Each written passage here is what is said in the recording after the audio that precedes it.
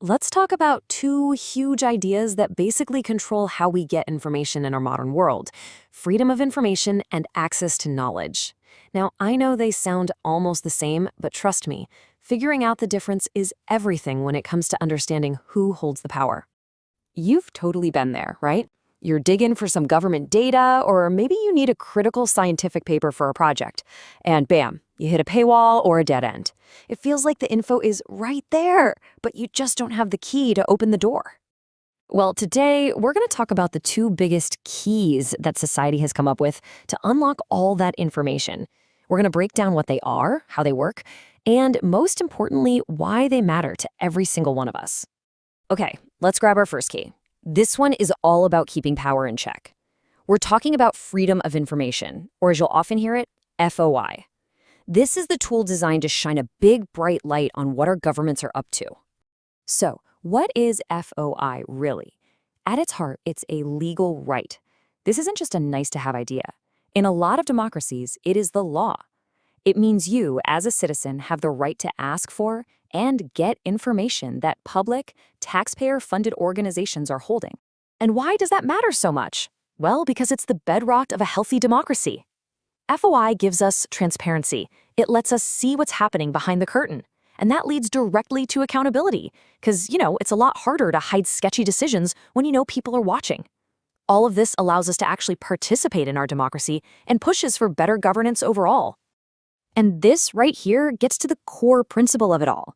The starting point, the default setting, is that info created by the government belongs to the public that paid for it.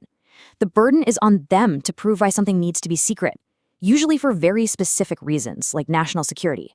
Okay, so that's our key for keeping government accountable. Now let's switch gears and pick up our second key. This one is totally different. It's not about watching power, it's about unlocking human potential. This is access to knowledge, or A2K. See how the focus just shifted? A2K is all about making sure that everyone, not just people at fancy, wealthy institutions, can get their hands on the basic building blocks of education, of innovation, and of culture. We're talking about everything from textbooks to scientific studies to digital tools. So what does that actually look like? It means a student in a rural town can access the same cutting-edge research as a student at an Ivy League university. It means we can all freely share ideas, build on each other's work, and tap into the incredible resources our digital world has to offer. And the crucial thing to get here is that A2K is this huge, sprawling movement. It's a fight against all the things that keep knowledge locked up, whether that's a crazy expensive paywall on a science journal, copyright laws that are way too restrictive, or just the simple fact that not everyone has internet. All right, we've got our two keys, FOI and A2K. They both unlock things, sure, but they are absolutely designed for different doors. So now we're going to get to the heart of it. Let's put them side by side and make this whole thing crystal clear. It's so easy to get these two mixed up. They both have access and information in their DNA. But stick with me here, because once you see their different goals, the whole information landscape just kind of clicks into place. Okay, just look at this breakdown. On the left, you've got FOI. It's really specific and deep. It's a legal right focused squarely on public sector info, all to make sure our government is accountable. Then on the right, you have A2K, which is super broad. It's more of a social movement, a policy goal that covers this massive range of academic and cultural knowledge. And its goal? Educational fairness for everyone. If there is one thing you take away from all this, let it be this right here. FOI is about our right to watch the powerful. E2K is about our right to become powerful ourselves through learning, creating, and innovating. So, we have a right to watch power and a right to be empowered. But these rights, they aren't just given to us. They have to be fought for, constantly. So, what does that fight for access actually look like out in the real world?